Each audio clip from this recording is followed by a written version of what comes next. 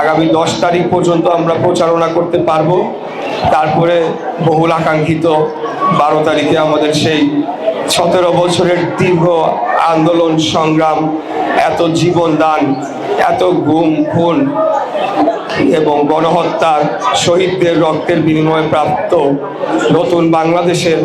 আশায় যে আমরা নতুন একটা গণতান্ত্রিক বাংলাদেশের আশায় যে নির্বাচনটি পেতে যাচ্ছি, সেই নির্বাচনটি বাংলাদেশের ভবিষ্যৎ, আমাদের ভবিষ্যতের জন্য অত্যন্ত গুরুত্বপূর্ণ এবং আমাদেরকে যে কোনো মূল্যে নিশ্চিত করতে হবে যে একটি সুষ্ঠু, স্বাভাবিক, নিরপেক্ষ নির্বাচন আমরা অনুষ্ঠিত করতে পারি এবং শান্তিপূর্ণ উপায়ে গণতান্ত্রিক পন্থায় ক্ষমতা হস্তান্তরের পথ সেটা আমরা শুরু করতে পারি। এই শুরুর মাধ্যমেই কিন্তু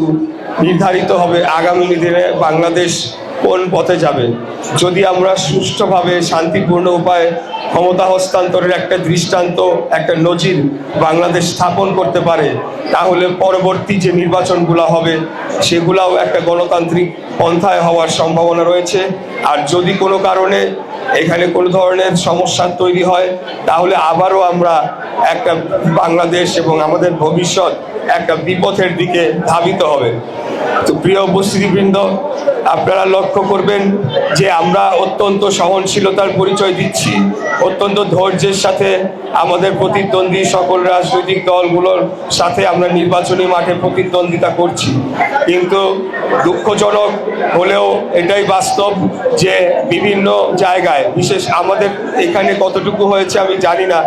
কিন্তু বাংলাদেশের বিভিন্ন জায়গায় আমাদের প্রতিদ্বন্দ্বী দলের প্রার্থীরা, এক বা একাধিক দলের প্রার্থীরা বিভিন্নভাবে আমাদেরকে উস্কানোর চেষ্টা করছে, পায়ে পাড়া দিয়ে ঝগড়া করার চেষ্টা করছে, ব্যক্তিগত আক্রমণের একেবারে চরম সীমা লঙ্ঘন করে গিয়েছে। বিগত আওয়ামী ফ্যাসিবাদের আমলে আমরা দেখেছি এই ধরনের ব্যক্তিগত আক্রমণ, হুমকি ধামকি দিত ক্ষমতায় থেকে, কিন্তু এরকম কন্টিনিউয়াস অনবরত পায়ে পাড়া দিয়ে ঝগড়া করার চেষ্টা করা এবং ব্যক্তিগত আক্রমণ করা, এমনকি আমি আমার ক্ষেত্রেও যদি বলি, আমার মৃত বাবাকেও পর্যন্ত টেনে নিয়ে আসা হচ্ছে বারে বারে এই ধরনের ন্যাক্কারজনক